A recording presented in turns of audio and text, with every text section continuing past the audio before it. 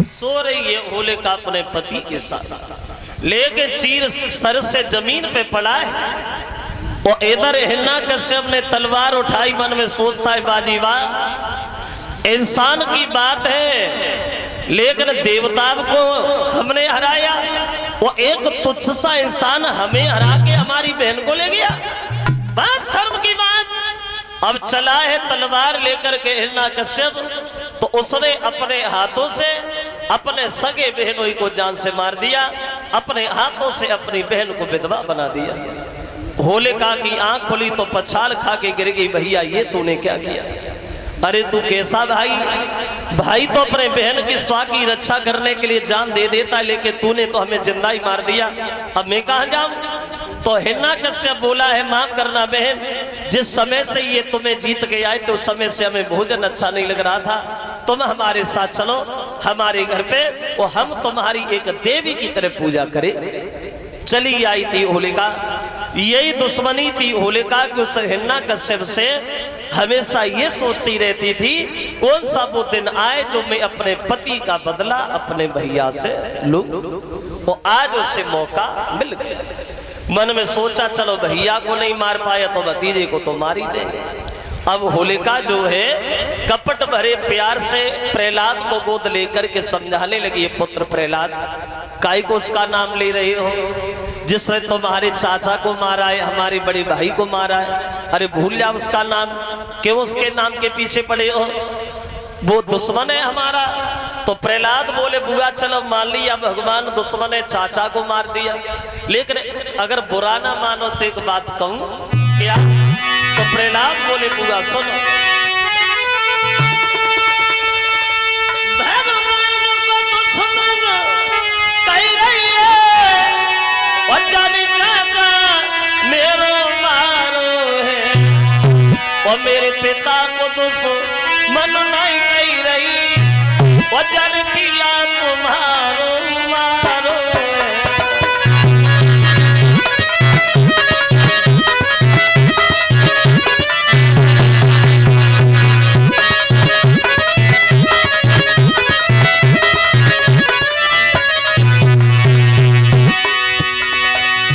बोले बुआ चलो मान लिया भगवान दुश्मन है, चाचा मारे, लेकिन तुमने हमारे पिता को दुश्मन क्यों नहीं बताया, जिन्होंने तुम्हें भरी जवानी पे विधवा बना दिया, जिन्होंने तुम्हारे पति को मार दिया।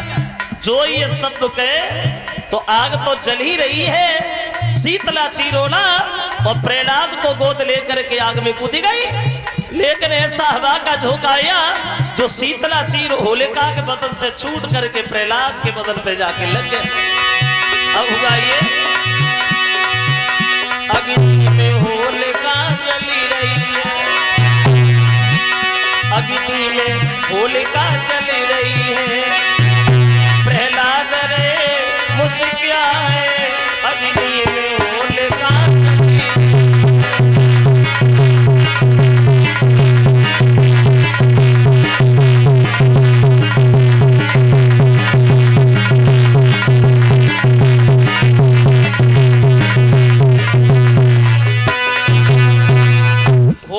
का शरीर जल करके राख हो गया। देवताओं ने जब होलिका को आग में जलता हुआ देखा है तो नभमंडल से गुलाल और फूलों की वर्षा करने लगे, और जब राक्षसों ने अपनी बहन को आग में देखा तो वहां पानी और कीचड़ मारने लगे। बताया तो ये जाता है कि उसी दिन से हमें हिंदुओं में ये होली का त्योहार भी मनाने लगे।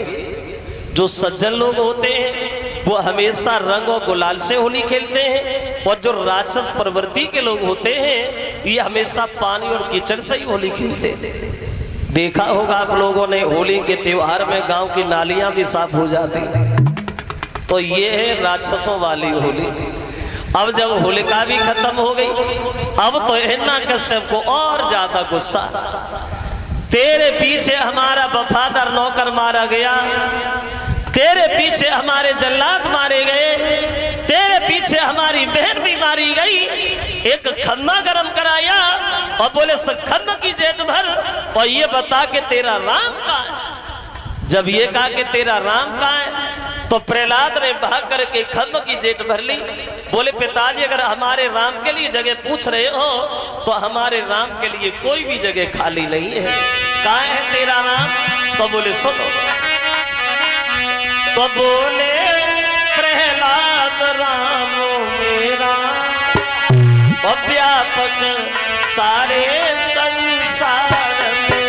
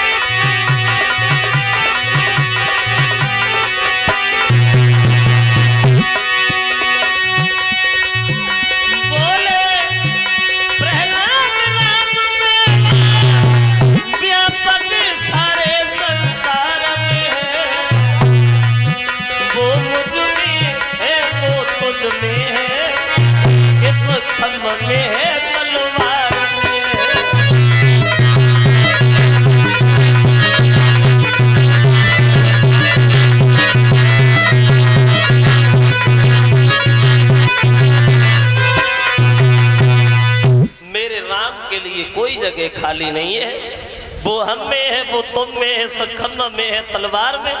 जब ये कहा कि खम्म और तलवार में, तो उस हिरण्य कश्यप ने उस गर्म खम्मा में तलवार मारी तो खम्म फट गया और नरसिंह भगवान का अवतार हो गया। आधा शरीर शेर का, आधा शरीर मनुष्य का, लंबे लंबे नाखून, लप लपाती हुई जीव। उस हिरण्य कश्यप को बीच देहरी पे, दरवाजे पे, घुटनों पे रख लिया भगवान।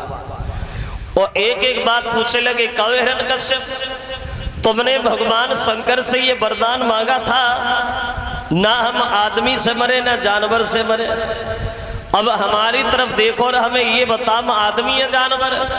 बोले कैसे कहें प्रभु आप आदमी और जानवर हो? आधा शरीर शेर का है वो आधा मनुष्य का है। तुमने ये भी कहा ना हम अस्त्र से मरे ना शस्त्र से मरे। अब ये बताइए नाखून लेके ही अस्त्र है शस्त्र है? बोले नहीं महाराज, ना अस्त्र ना शस्त्र नाखून। और तूने ये भी कहा ना हम दिन में मरे और ना रात में मरे। अब ये देख के बताइए दिन है रात? बोले नहीं महाराज, ना दिन है रात है, शाम का वक्त है, संध्या है। अब भूलों की तरह भगवान की गोद में लेटा है वो हिरण्यकश्यप। ऐसा ही नहीं कि ऊपर भी नहीं नीचे भी नहीं, और रख लिया दुष्ट को गोदी पर।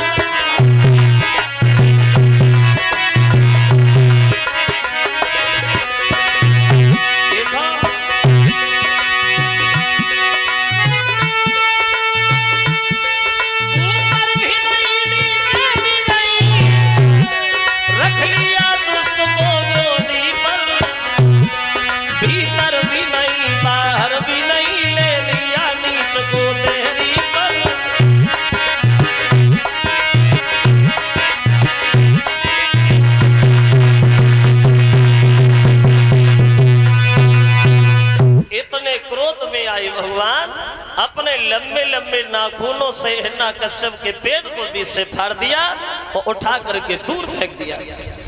प्रहलाद को गोद उठा लिया। धन्य है मेरे लाल, बड़ा मुसीबत उठाई तुमने हमारे पीछे, तुम्हारी भक्ति पे हम बड़ा प्रसन्न है, वरदान मांग लो। तो प्रहलाद बोले प्रभु हमें वरदान में कुछ ना चाहिए, हाँ इतना जरूर कहना चाहिए महाराज, ना तो हमारे पिता ने आपका नाम कभी अपने मुंह से लिया और न कभी दूसरे को लेने दिया। मेरे पिता को नरक नहीं स्वर्ग ही मिले।